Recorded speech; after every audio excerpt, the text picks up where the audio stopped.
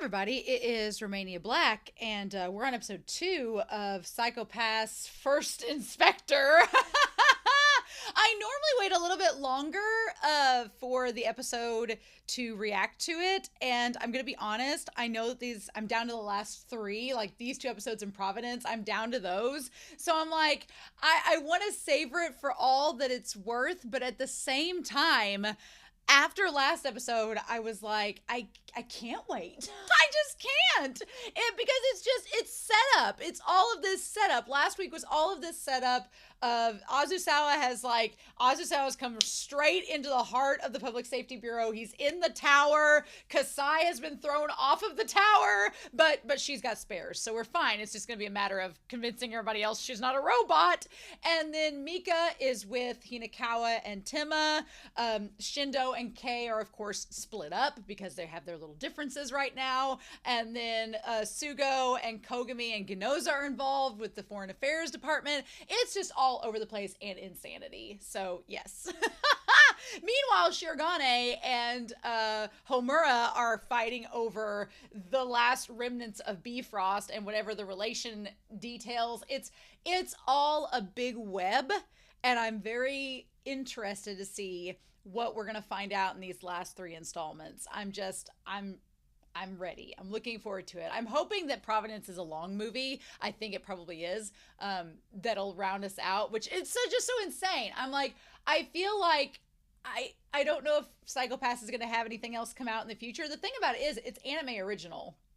So if we'll see after Providence what we think about it, but I'm like, this show could technically just do whatever it wants. It's not bound by any previously existing manga. So all right, but I'm really interested to see what we get in this second part of the act. It seems like we're about to round out season 3 as a whole, even though these 3 episodes are their own separate entity. But I will definitely pay attention to the comments going into the third act and see what we get. But oh, y'all, I'm so excited. So I can't wait. I hope you all are as well. I want to give a special shout out to our philanthropy tier over on Patreon for supporting me as well as supporting my channel. So thank you, of course, to patrons and YouTube subscribers for helping as well. But our philanthropy tier, they get a special shout out in my videos. So I want to give a special shout out to Alex Cornejo, to Anime Annie, to Be Happy, to Bryant Reed, to Dana, to Danger Zone, to Davarin, to Destiny Donmai, to Destiny Marie, to Danny Donmai,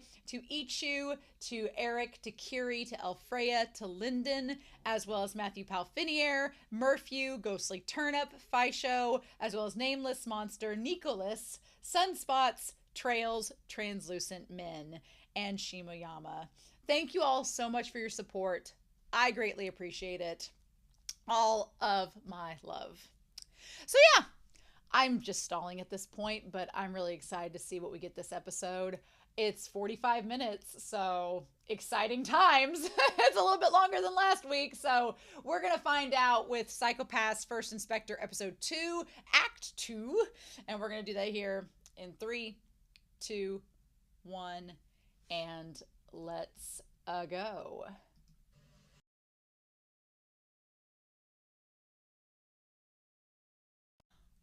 Well, decisions are being made. How do we only have 2 episodes left? Well, we have an episode and a movie. We have a movie and we have an episode. So I'm glad we have the movie. But, oh my God. Okay. Nope. Not ready for it. Not ready at all. I feel like I don't know if we're going to, well, next week is probably at least going to be 45 minutes. So I feel like they could get, Psychopath does not, if it wants to get down to brass tacks, it will get down to brass tacks. If they don't want to waste a minute, they won't waste a minute. So I feel like we could definitely get to the heart of it. We pretty much, I didn't bring Whiteboard Coon out because I was like, I didn't know exactly what I would write on Whiteboard Coon because it was pretty straightforward as to, I think the only thing is where everybody's at on the board, but essentially it's all kind of closing in on itself. So I mean, we know Sugo and Frederica are off doing their own thing. Ginoza is piloting the helicopter. Kogami and Eerie. And well, Kogami was, we're going to back up. Kogami went after the one Pathfinder, didn't he? So I guess we need to back up this episode. So I like that Arasawa is just sitting there with his ring light, ready to do his content creation. Asasawa was pretty scary in this episode because he kind of just got done. Like, he was just like, I'm done. I'm like, he felt kind of a little bit stretched.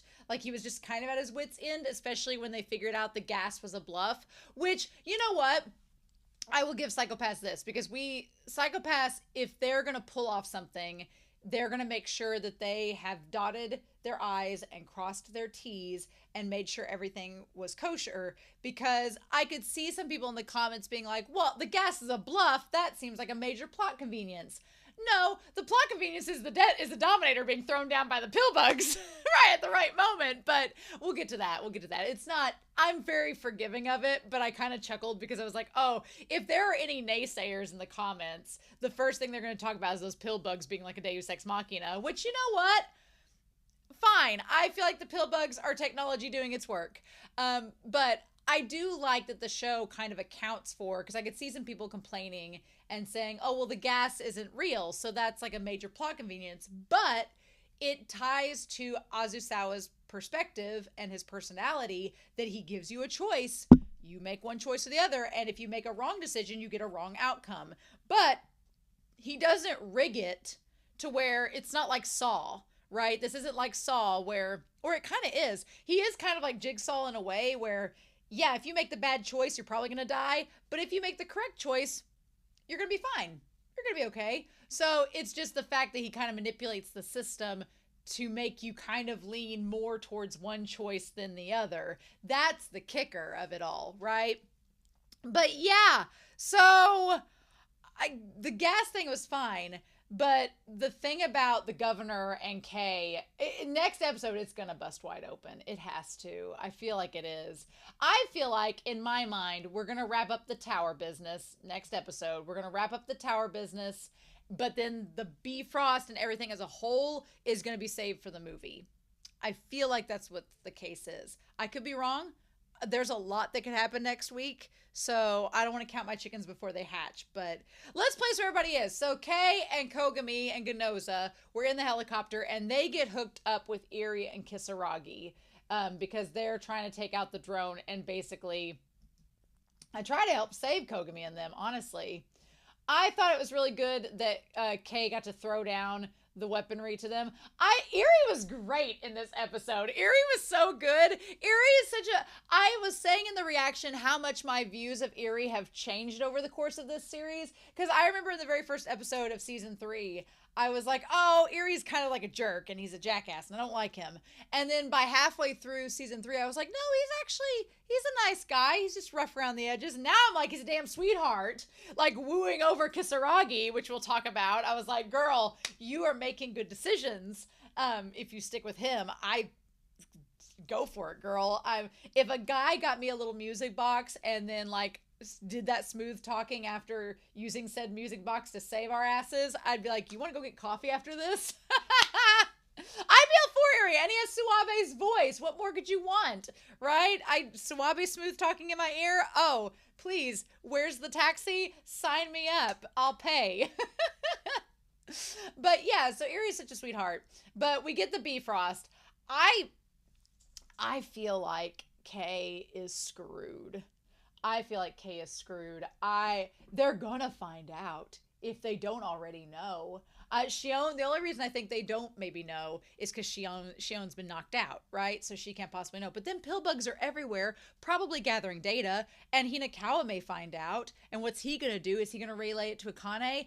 I feel like Kay is trying so hard to have his cake and eat it too. He's like, well, maybe I can do what Bifrost wants me to do, but also help out Shindo and them, and I'll just be safe. And I'm like, no, this is gonna bust wide open. And the worst part is Azusawa knows. He was told by Shirogane that Kay is now an inspector, so he knows.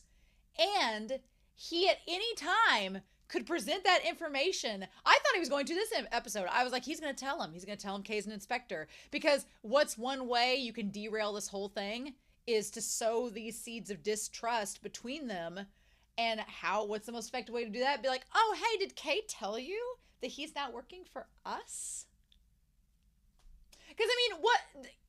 Azusawa has no skin in the game as far as that's concerned. They have that little device that's the register, but they could deactivate it, I'm sure. I'm sure whoever activated it could deactivate it and then make it useless. So I guess the only thing would be if Kay, you know, hands over the device to the Public Safety Bureau and they're able to decode it and break it apart and trace it back to its origins, then yeah, that would be a problem. And I could see that being the case. But I'm like, Kay... At this point, I would be telling them, but he's worried about his partner. He's worried about Maiko. And that's why he won't do it, because he cares about Maiko. I don't know. There's a part of me where I would be like, in Shindo's position, I would forgive Kay, because I'm like, oh, you did this to save Maiko. And if he explained the whole story, it would make sense. But Kay is almost digging his own grave, because he won't tell anybody what's going on. And... it's going to be one of those things that either Awazasawa is going to use it against him, or it's going to come out in the woodwork, or he's going to inadvertently... I won't be surprised if Karina dies in this season. I won't be surprised if she dies by the end of next episode. And I won't be surprised if it gets turned and Kay is the scapegoat that killed her, and then they have on file... because here's the thing. He got the black box from her... and that's what Homura wanted. So it's like Homura wanted the black box and the AI content. I'm like, you're giving the fox the hen house. I'm like, if you give Homura the AI content, and if Homura's working for Sybil System, then you're giving him the AI. Like, don't do that. Like, AI, they'll take it out of control. Like, they could use that and weaponize it. I'm like, Kay, what are you doing? But he's trying to have his cake and eat it too, and be like, well, I'll hold on this for safekeeping. It'll be unsuspecting. I'll give the information to Homura, and then I'll give it back, and it'll be like, nothing, no harm, no foul. And I'm like, you can't get away with that. They're gonna catch on. Oh my God. Like, that was just making me so tense this episode. I'm like, Kay, you are skirting such a fine line. And if he inadvertently ends up causing Makina's death, and Shindo finds out and is like, you were what? And then, because he did not explain that at any point in this episode what was going on. So we get to Bifrost. It's looking pretty lonely in Bifrost. Everybody's kind of like, it's just a lonesome little place. There's not much going on. It's just poor Homura and Shirogane. I wouldn't want to be a part of that. So like, blocks of reduced safety have emerged due to a stress area. And so he's like, well, invest in short funds. And Homura's like, oh, you're short selling.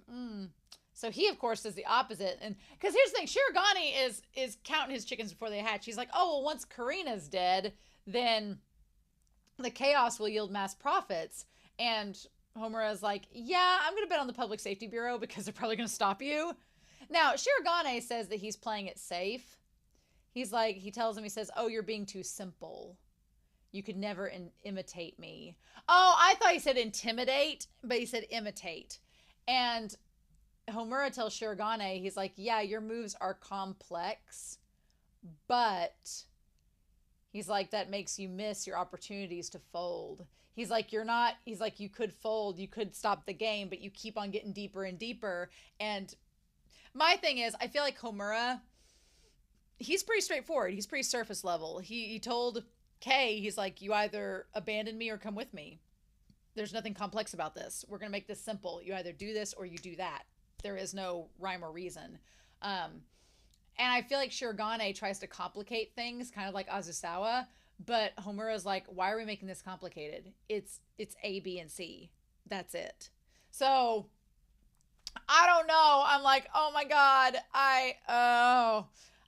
He's like, just you watch. I don't know how it's going to end up with Bifrost. I think we're going to carry Bifrost over into Providence, but I don't know for sure.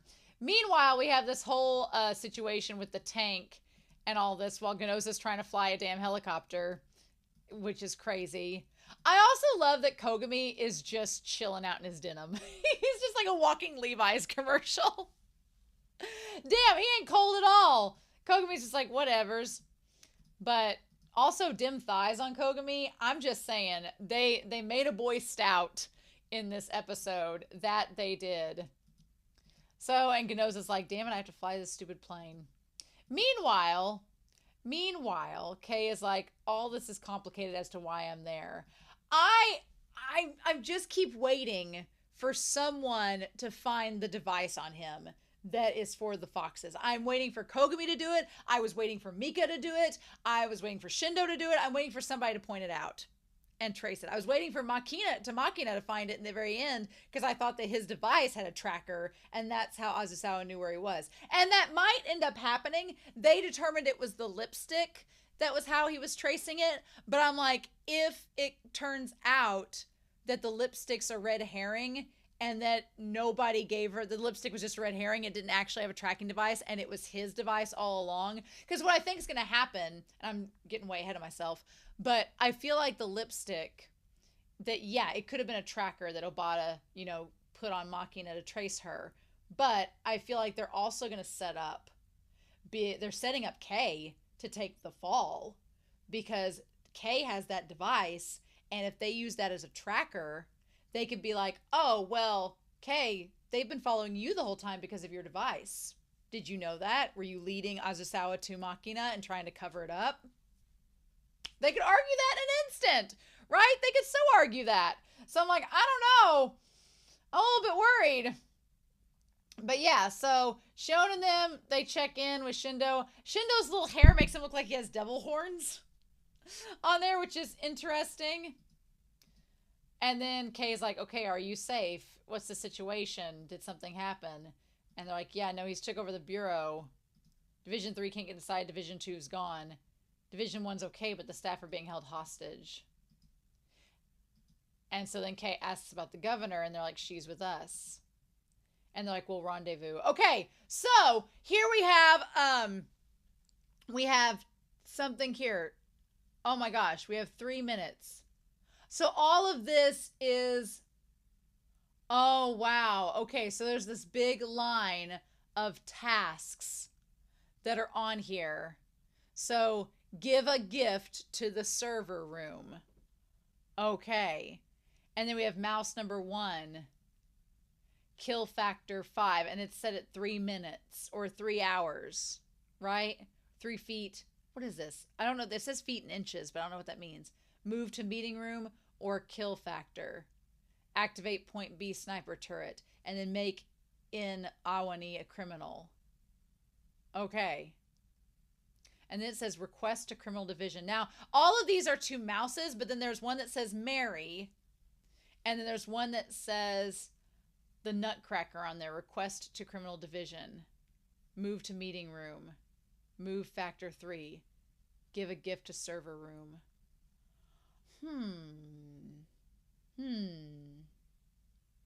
So, give a gift to the server room. I'm wondering if that was the idea of getting them trapped in the server room and then they had the kill factor or they either reset.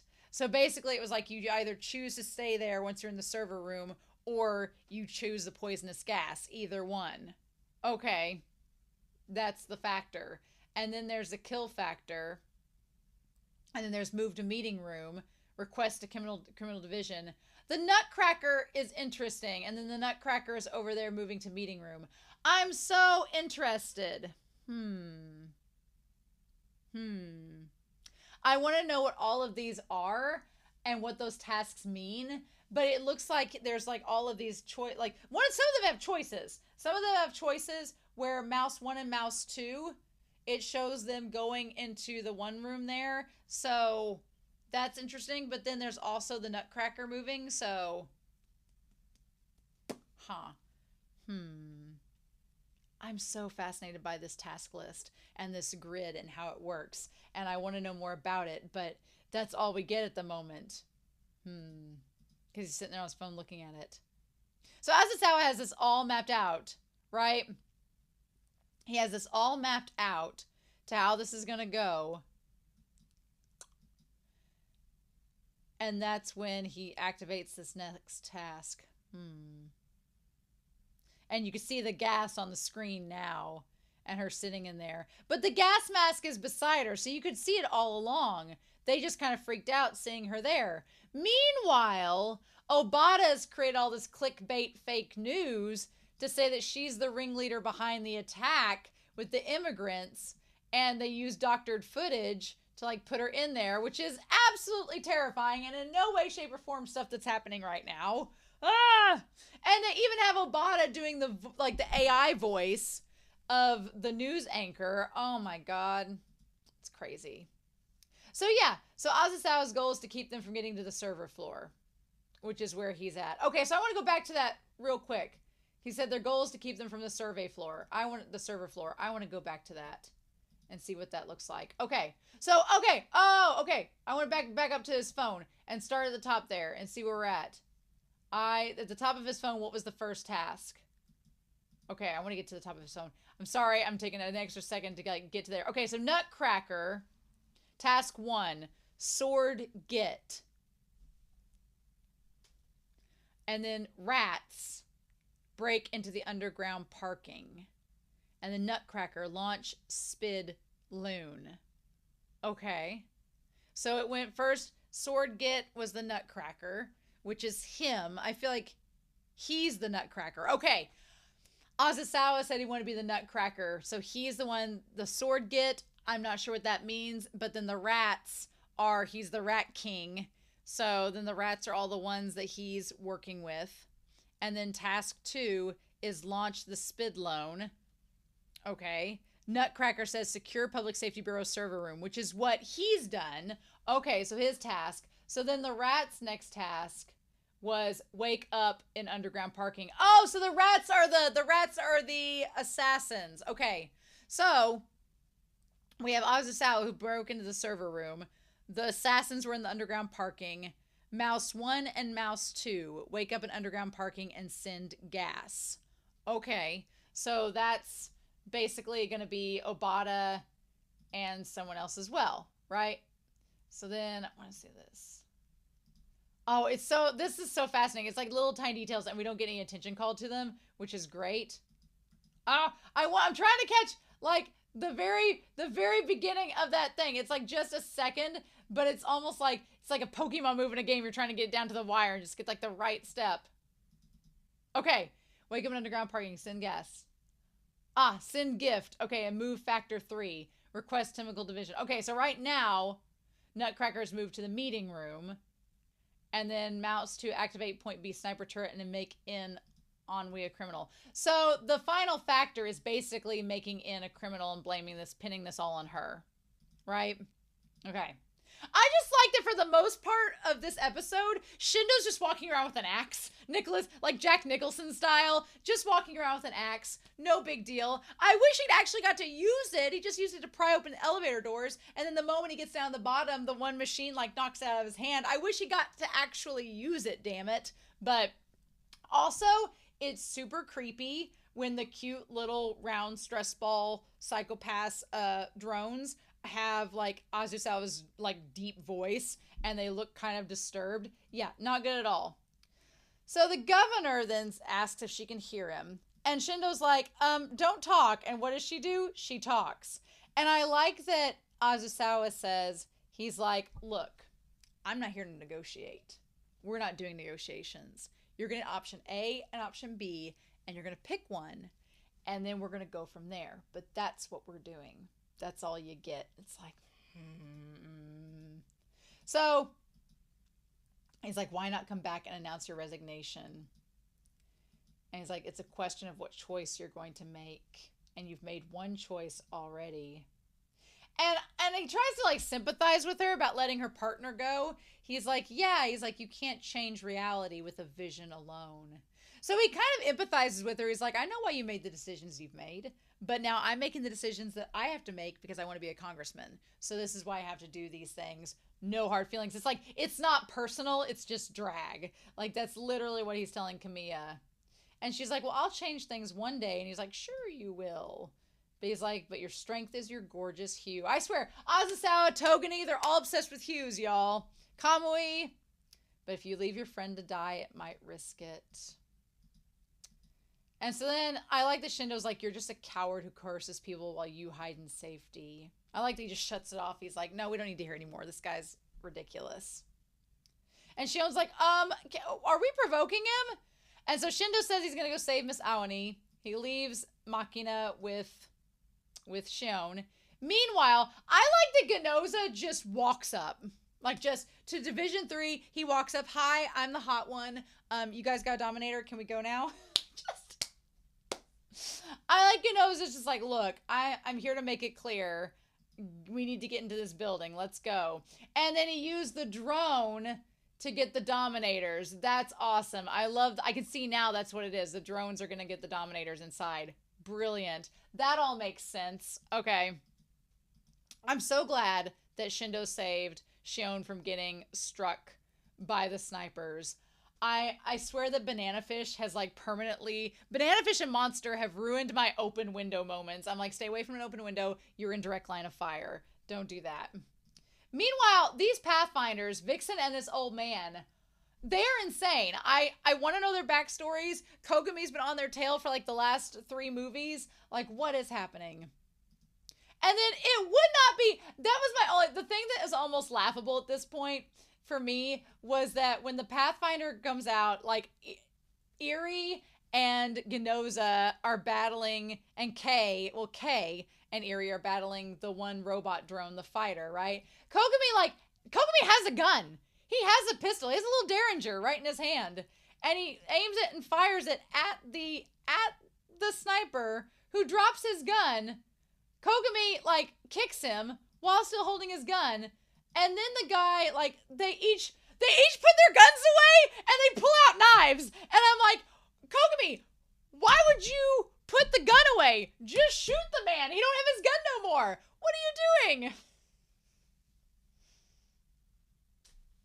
That was my only qualm, I think, with the whole episode. My only qualm, like, the Pillbugs giving the Dominator to Shindo.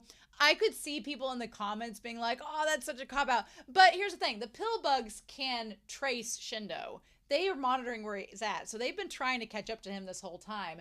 And he just happened to finally stop moving where they could throw him the Dominator. They could have done that at any point in the ceiling when they were over him. It just needed to be that moment where he stopped moving long enough for them to be like, hey, here's your Dominator. And he's like, cool, thanks, Pillbugs. So that part didn't bother me at all. It was just really funny that it just happens. And you're like, oh, yeah, there they are. But the only moment of disbelief in this episode was that Kogumi had a gun he could have fired at that man, at the assassin, and incapacitated him, but he puts it back and pulls out like a knife hawk. I'm like, what? But it wouldn't be Psychopaths unless Kogumi gets in a knife fight with somebody. It wouldn't be. It just wouldn't be. And he doesn't even have a knife. He has like one of those taser guns. I'm like, I guess he doesn't want to shoot him, but then he was shooting him 5 minutes ago. So, like, what we doing? What we doing? And then he runs away, and he's like, hold it, Fossil. I'm like, the fact that these old men and women can outrun Kogumi and them, kids these days. Youth is wasted on the young. So anyway, Kate, like, Kisaragi and Issei, Eerie and Kisaragi tell Kay that they can handle the drone while he goes out and meets up with Shindo. And they have this little moment where they get back together, but Kay says, I'm sorry, Arata. I just wanted to say it now. And here's the thing. He tells Shindo he's sorry, and Shindo thinks it's because of everything that happened with Maiko and with all that stuff before. I think that he is apologizing for that, but he's also prefacing by saying, hey, I'm going to tell you that now, that I'm sorry, because I'm also lying to you and I'm withholding information from you that might be important, but I'm not telling you it. And Shindo, when he's like, yeah, I'll punch you later. Oh, I think he's going to punch him later. I think for sure. They are waiting on that punch to be delivered. They are going to wait and deliver that punch. Just you wait. But I'm like, hey, you have this opportunity. And he's like, okay. Shindo's like, it's fine. I'll punch you later. And Kay's like, fine. I'm like, it's gonna happen. I feel like it's still gonna happen. And he's like, we gotta go to the server room first. And he's like, I'm gonna go underground and protect Miss Aoni. He's like, I can handle it alone. I'm Spider-Man. He's like, I can just jump on down and use the shaft. So he gives him He gives him the gun at first, but Shindo says, hang on to it and give me the taser instead. I like the point that Shindo doesn't want to use a gun. He doesn't want to kill anybody. He doesn't want to have to use a gun.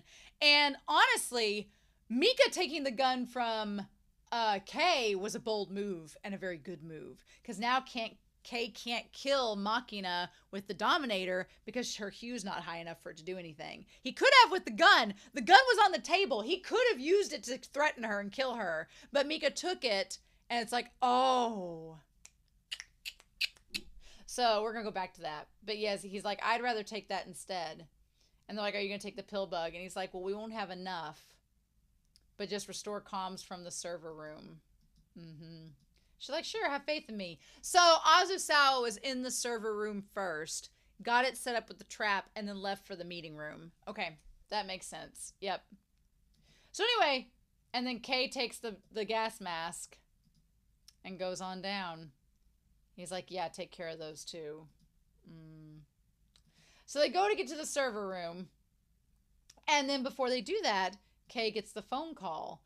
And if I were Machina, I'd be suspicious. If I was Shion, I'd be suspicious. I feel like Shion gets taken out in this episode because she would have cracked the code. She would have been like, Kay's doing something weird off to the side during this highly crucial mission. Y'all might want to check in on it when we get time. But she was knocked out, so I think she couldn't research it. And then, yeah, he gets a phone call. It's like, oh, hey, Rookie 13, did you run into trouble at the airport? And so then he says, is Shirogane your master? And he's talking to Asasawa. And he's like, we have a give and take relationship. I'll take care of Karina and I'll release the others. Take care of Karina and I'll release the hostages. That's your job as an inspector. And again, Kay's like, you join the fold and the mafia is giving you jobs to do and you're trying to have your cake and eat it too and not have to do it. But Azusawa just told him, is like, your job is to kill her and we'll release the hostages. And if you don't like it, your wife goes back into quarantine. And he's like, well, you can't intimidate me. And Azusawa was like, I'm just asking you to choose. Make the right choice. A governor who can't make decisions alone, or Bifrost who will set your family free. Are you willing to lose your partner for that political figurehead? And that's going to be the big question. That's going to be the big question. He's like, oh, Shindo's on his way to save her, isn't he? Did you think I wouldn't set a trap? The thought of you losing your dear partner saddens me. I would cry. And it's like, which partner are you talking about? His wife or Shindo? I'm like, which one are you talking about? Azusawa. Oh my God. And then that's when Kay says, listen, your game is going to be over and we're going to put an end to it. And then he hangs up on him. But it's just like Shindo, he joined the fold to save Maiko, but it's like, now you're in the fold, you can't just walk away. This ain't one of those mafia deals, right? And Azusawa knows it. So anyway, we have the pool scene with Eri and Kisaragi. Luckily, Kisaragi is a really good swimmer, so she manages to save him. I love the use of the music box. At first, I was like Kisaragi. I'm like, how did the music box get there? But then we get the idea that was his gift to her. I'm like, oh, I don't know why guys in general that I've seen, they want to get music boxes. I'm like, I mean, they're fine. They're cute. I do really like how the scene ends though, where it has the two of them like sitting by the pool with the music box, and it's her birthday tomorrow, and she's like, worst birthday ever. That scene, the end scene was really cute. I'm like, so the cat's out of the bag for those two. She knows now that he was getting her a gift.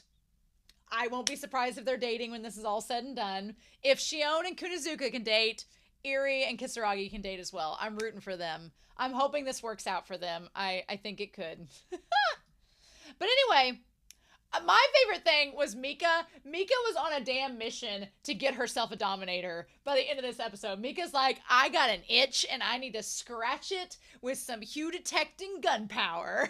And then, of course, they get to the actual armory and all the Dominators have been destroyed, which is such a novel concept that you can destroy Dominators just willy-nilly. But then Mika's like, well, they didn't account for my secret weapon that's been an experimental product.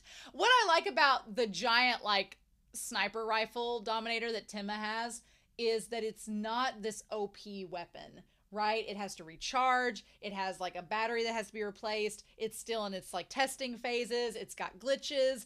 When it does good, it knocks, like, 6 people out at once. But it doesn't have a decomposer mode because she said it would destroy the whole building. It's basically just a souped up stun gun, which is helpful, but I like that it's not OP. It does still have some kinks to it, right? But damn, Mika's just like, I gotta get my secret armory out. Yes, please. Nice.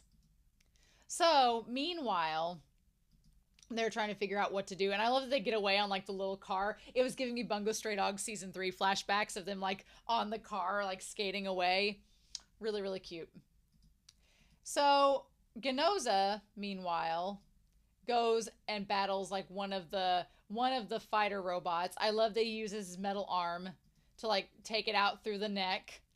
We just have to have our obligatory Kogami and Ganoza badass moments, which I'm not going to complain about.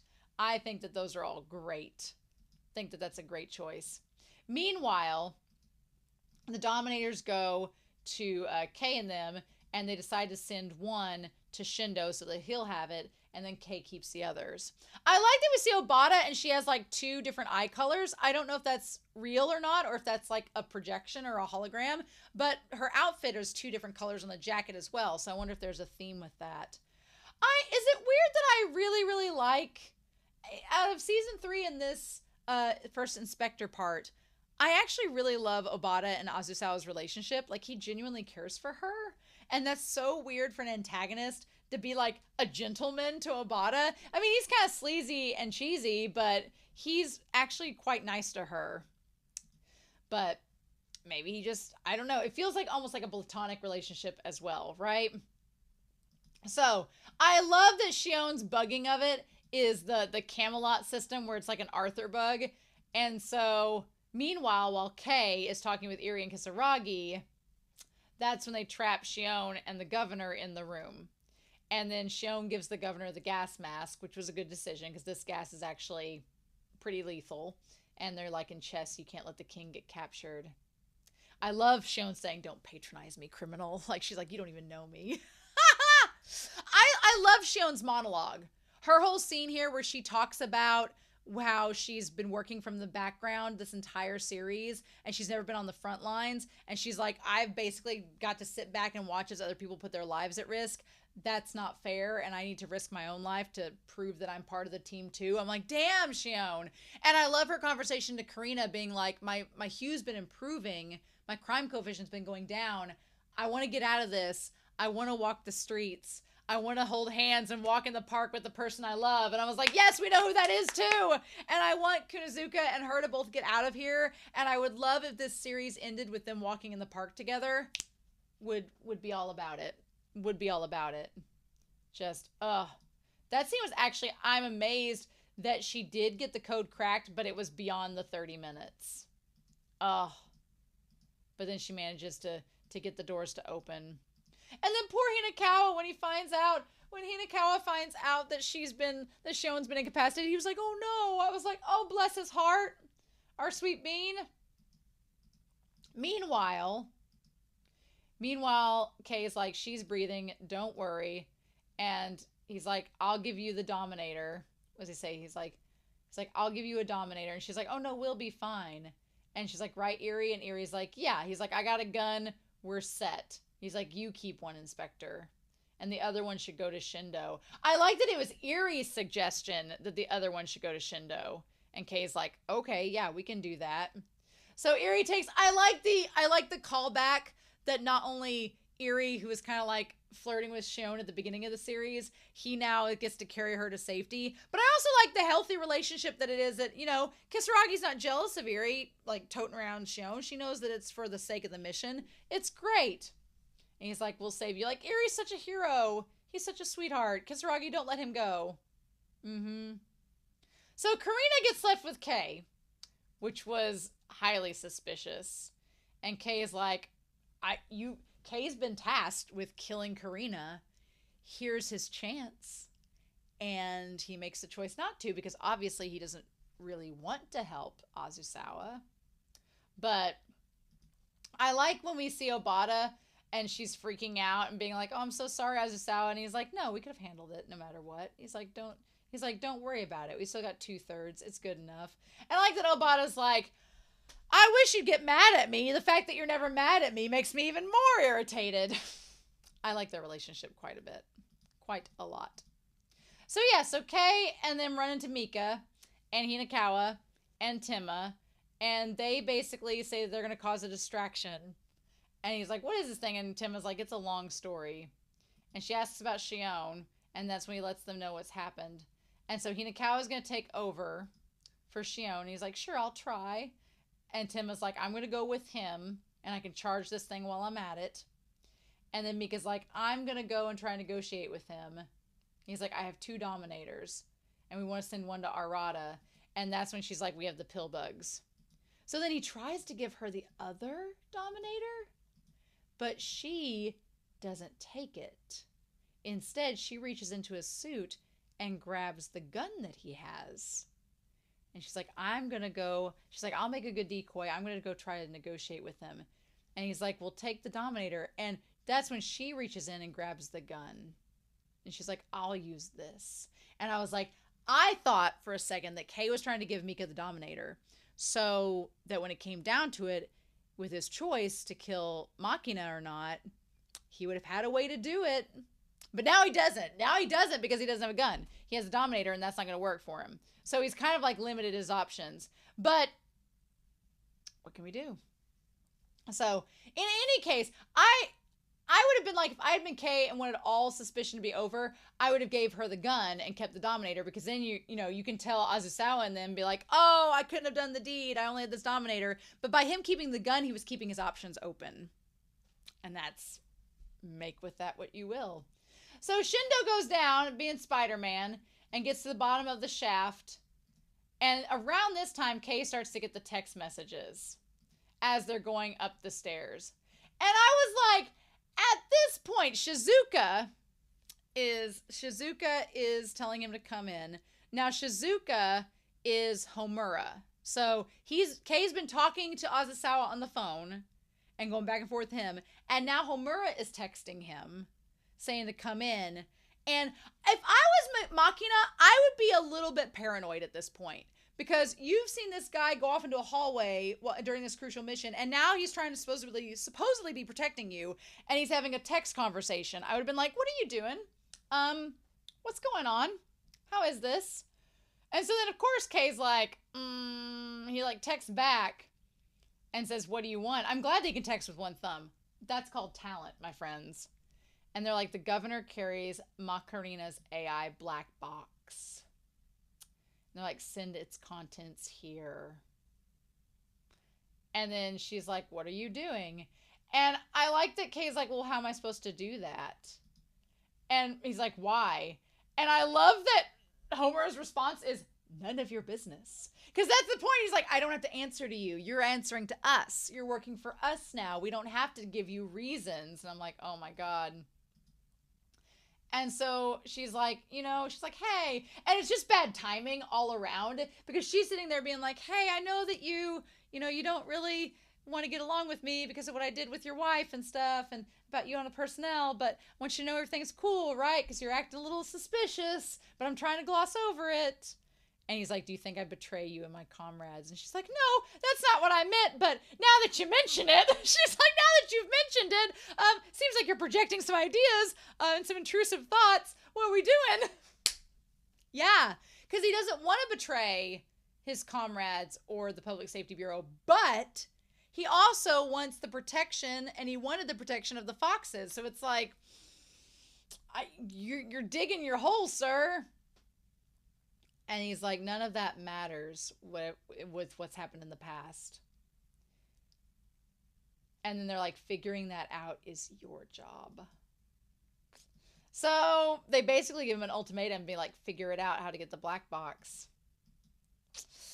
Okay, you're going to get caught red-handed, I feel. I feel like the Fox is going to get caught next episode. I'm not ready for that angst. I'm not. Maybe it won't happen. Maybe it'll be like episode 8 or episode 7 and it won't be as bad as I thought it was going to be. So then I like that Shindo uses his ability to go down the pit. He keeps seeing the visions. He's in the building, so he keeps seeing the visions of his dad at the Sybil system. We'll talk about that here in a little bit. And then poor Kay falls down. His arms been giving him a problem this entire season 3, the latter half of it. But he manages to make it to the car. And here's the thing. I got onto her at first because I was like, why did you yell? But, you know, in that moment, she's like, oh, hey. But then draws attention to herself. I would have had that gas mask on first thing. When I saw that gas mask sitting next to me in the car, I'd be afraid that robot would try to smash the window or do something. I'd have put that sucker on. But you do you, girl. In any case, I felt bad for Shindo because his axe got tossed out right away. Then he lost his taser. And luckily, right before he gets completely obliterated, that's when the pill bugs show up. Because I was like, he was about to, like, he got slammed into, like, a car windshield. He got slammed into a car side. I'm like, Shindo is going to be battered and bruised tomorrow. But he manages to stop the robot and manages to save her. And that's when he notices, that's when he realizes that she was given a choice. He's like, the governor's worried about you. So then he gets on the line with her. And they, like, make up and everything. And it's really super cute. And so he's like, I promised the governor I'd save her. And that's when Shindo's like, so choosing wrong means death, but the reverse is also true. If you choose right, you're going to be okay. So that's when he figures out that the gas is a bluff, because if they choose right, why would you have poison gas meeting them either way? That's not how Azusawa works. He locked her up with a means to escape. She just didn't take it. So then he does the bluff with the gas. I love that everybody's kind of on edge, except Kay. And I feel like, you know, on the surface you could say, oh, well, Kay's thinking that because he doesn't care about Shindo. But we know that's not true. On the other hand, it's that Shindo, Kay trusts him so much, he knows that he's making the right decision because Kay is so, so sure of it. And he's like, nope, I'm fine. He's like, they might take direct action if they know we find out. But Azusawa was quick. He may seem like a simpleton, but he figures out really quick that they figured out the bluff. And he seems a little bit pissed off about that. He's kind of like, oh, they figured out that it's a bluff. Okay. So he's like, you've done something that you shouldn't have. This is going to put a lot of people at risk. And she's like, oh, hold on. What have we done? He's like, if you don't want to bring her to the governor here, if you don't want to bring her here, then enforce her at public safety. And she's like, do you want us to kill her? And he's like, no, that's up to you. He's like, weigh the governor's life against the life of the hostages. Make a choice that Sybil would approve of. Oh, that was like such a shot to her face, being like, oh, you're a servant of Sybil. What would she do? I keep thinking Kasai is going to come back next episode, though. So I'm waiting for that to happen and see if we get that, but I don't know. I'm just waiting for Kasai. I'm waiting for Kasai to show back up with Azusawa. And so here's the thing. I'm assuming Azusawa does not know about the truth with Sybil system. He wants to find that out. He wants to drag that truth out. And I feel now that we know that Azusawa was friends with Shindo's dad, it could be that I think Shindo's dad is now part of the Sybil system. I think he was telling Shindo, he's like, I'm gonna lock your memories using my hypnosis, mental tracing. I'm gonna block these memories up in a little box, and when you get to the right place, you're gonna be able to open them and access them. But I'm gonna use hypnosis to lock these memories away. And I think that Atsushi became part of the Sybil system. I think that Akira was killed, but I think that they lied and covered up Atsushi's death as a murder by Akira and used Akira as a scapegoat, which is how Kay got involved. And I feel like that's going to come out of the bag. And I feel like everybody involved knows that Atsushi mysteriously disappeared and died. And they just know that one story. But I feel like Azusawa, he knows something's up and that story's not true. So he's trying to figure out the truth of what the Sybil system did to Azusawa. To Atsushi, I mean. And he's come here to find out what happened to Atsushi. And it's going to be wild as hell if Atsushi became part of the Sybil system and it shows up in Kasai's body and confronts Azusawa and is like, hey, bitch, it's me. It's Atsushi. And he's going to be like, what? And then I'm going to call it now. I think that I think Atsushi is part of the Sybil system now because he was criminally asymptomatic.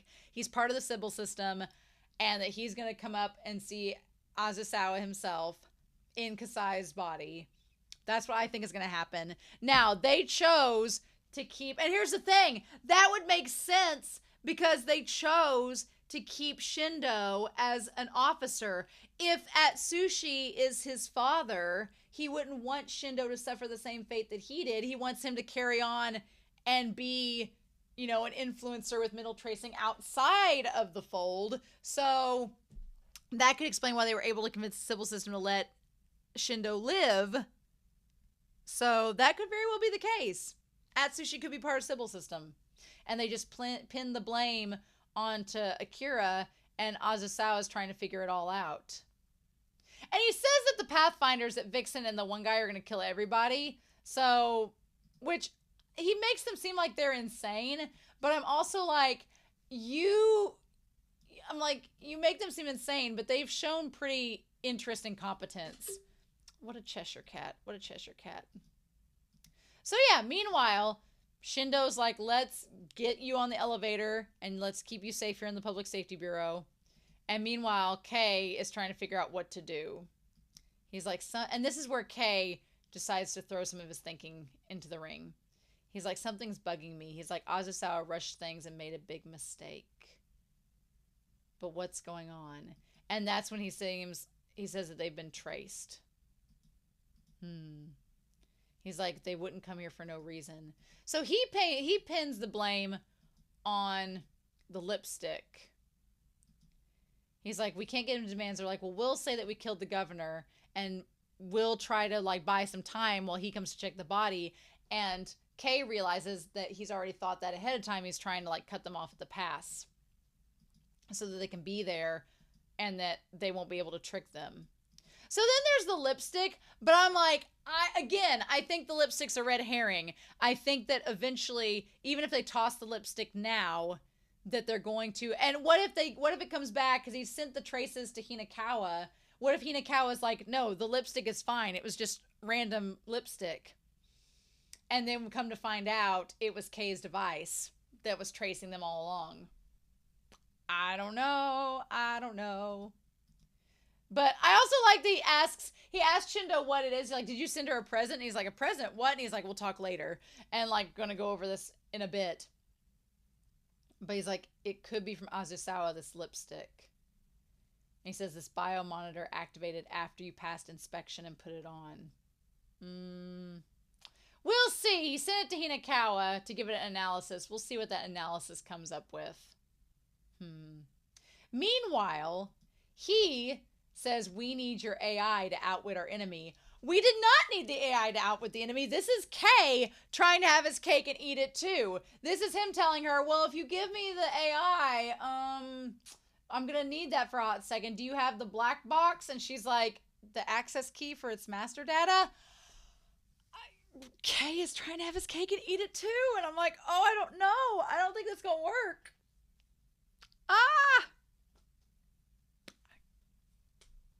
I don't know, y'all. I don't even know. And she's like, I don't have a spare. This is it. I'm like, girl, what do you mean you don't have a spare? So the thing is, he's either going to copy that AI and give it over. He says he's going to return it. He's going to copy that AI and send it to Shizuka. Or is he going to destroy it? Girl, if I was thinking, I know that in the moment it's a high tense situation. He's an inspector. You think you can trust him, but you've seen him act weird, and now he's asking for your AI, but you've not heard him discuss any of this with the other people. And if she brings it up to Shindo being like, well, you guys needed my AI to help outwit Azusawa, and Shindo's like, wait, when were we using AI? Then that's going to be a whole thing. Okay, you're really good at a liar face, even though everybody said you weren't. And she gave it to him, though. So Hinakawa is going to handle himself in the server room. And Todoroki and they're going to go up and catch him in a pincer. Meanwhile, Azusawa is trying to make a deal with Frederica, and we don't know what she's going to do. And we have Shindo standing in front of where the Sybil system is. And he's like, I'm going to try to trace him. And we see Azusawa talking to his dad in the car. And he asks if anybody's listening. And he says that his son's not there with him, even though it's just him. But he takes him to where the Sybil system is. And he's like, this is the only way I can protect you. So it seems like he made a deal with the Sybil system to say, don't take my son into the Sybil system as long as I go with you. I think that's what Atsushi did. He's like, I'm going to let them take me, but in return, they're going to keep you safe. Oh, buddy. Oh, buddy. And then he does the thing we heard at the very beginning, the phrase, if an entire century were to pass in this moment, that was like the trigger, then it would not seem strange at all. And so his dad in this moment is framed like this hero for him. Oh my God. So the question is like what else did he do to people outside of his son? It's like, did he sacrifice everyone else to save his son? It seems like a lot of the foxes that are involved in this, they're all out to save someone that they care about, right? The only exceptions that we can think of, I mean, Shiragani's doing it for himself. Homura is doing it for reasons, and Azusawa is doing it for, he wants to find the truth of the matter. And that's why he wants to be a congressman, so he can figure out what the truth of it all is. And he thinks that by being a congressman, he'll have access to all the secrets. But yeah, so was Atsushi sacrificing everybody to save Shindo? I feel like Kay's gonna get bust wide open with this. I feel like shit's gonna go down next episode. And then we have the movie. So, how do we only have 2 more weeks of Psycho-Pass? No.